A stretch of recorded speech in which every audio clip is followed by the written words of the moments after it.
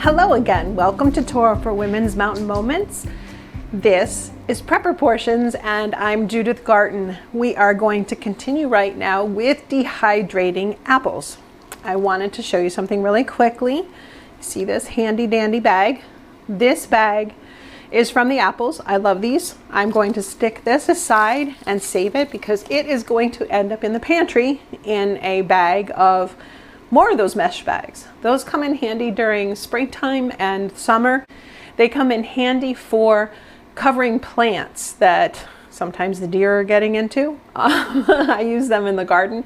At one point this past summer, it was comical. Our prayer garden started to look like a mesh bag garden instead of a flower garden. So I will be saving those. They also come in handy for other things in the garden. I cut these into strips. We'll discuss this more in garden season. Cut them in strips about this big, and I surround the stems of my squash plants as I plant them in the ground. That helps keep away some of the squash borers, the vine borers that affect your squashes, your pumpkins, and things like that. Now, when it comes to slicing apples, I much prefer to use my apple peeler core slicer because it does it all at once and you get nice even slices. But I can't seem to find where in the kitchen I have hidden the board I normally bolt this to, and our countertops are not designed in a way that I can bolt this directly to the countertop.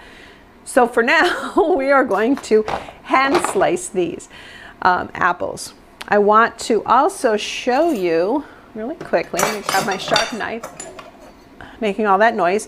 I just sharpened my knife so that it is handy dandy sharp. So I have to make sure I keep my fingers away because I have a habit of cutting my fingers. Now, one thing I do with my apples, and I am really grateful that we got this bag because I'm running low on homemade vinegar. So what I do is I take my apple cores, I pop them open like so, crack it in half, you see that? And then I take out the seeds of the apple core. I don't want the seeds in my apple vinegar.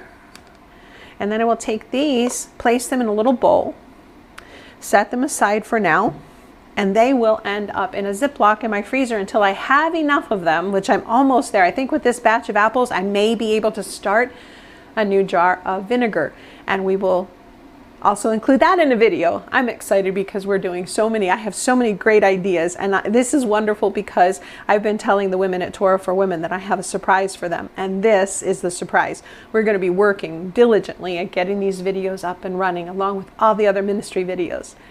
Give me a few moments and I'm going to slice some apples and I'll show you what they look like. Okay, I've sliced up all our apples. Nice big bowl full, fairly even slices, even though I'm not an apple peeler core slicer. So that is awesome.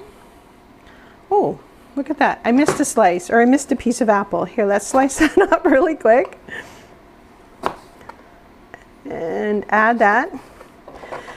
Now you'll notice that our bowl full of apples is a nice variety, very colorful, red and greens.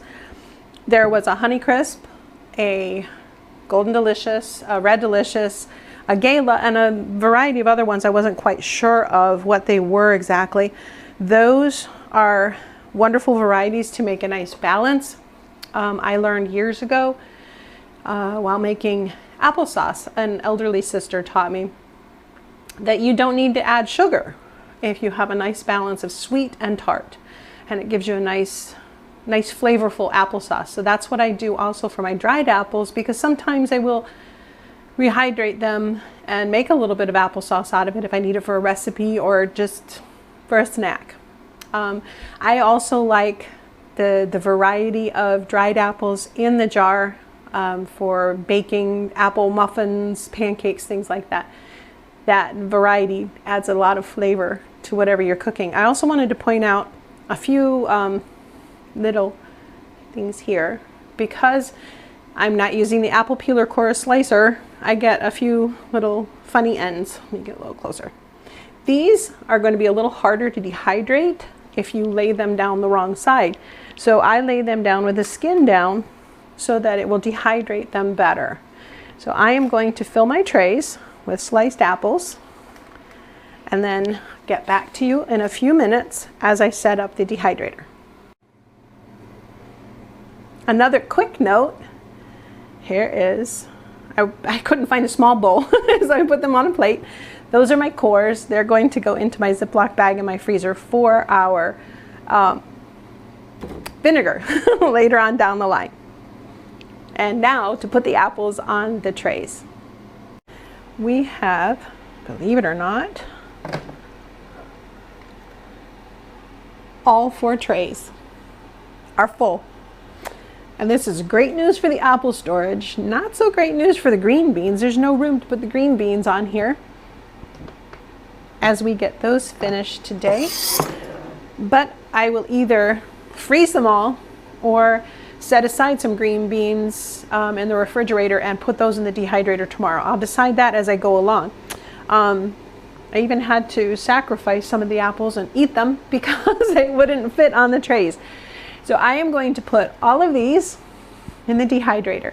I'm going to start them at 115 degrees. Some people might go a little bit more. I'm going to see how they do over the next few hours at 115. I may up that to 125 or so. It depends on how they're drying and how they're darkening. I will then overnight lower that to 95 and put them up first thing in the morning, and I will invite you into the kitchen hopefully in the morning and show you how they turned out. And we will pack them in a jar and vacuum seal them for our pantry food storage. As you can see in this photograph, the apples were perfect this morning at around 9:30 a.m. Just the right texture, pliable but not dry, and not crispy either. I poured all 4 trays into one wide-mouth canning jar with a new lid and a great rubber seal. Then, using my hand vacuum sealer, I suctioned them tight and put them into the pantry with 1/2 jar I did a couple weeks ago. The 4 trays equaled 1 quart dry. It was a little packed tight. I did push them down, so there you go. Starting them at 100 to 115 degrees for a few hours worked perfect for us, and then 95 overnight until they were ready to pack. Now, additionally, I poured the dry coffee grounds into an old sea salt container I found in my pantry. I told you I might have one.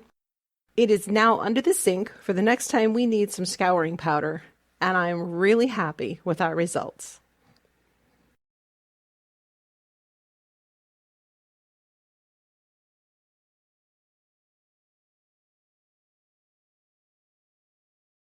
Thank you for joining us today on the Mountain Moments with Torah for Women Ministries. This was the Prepper Portions. Shalom.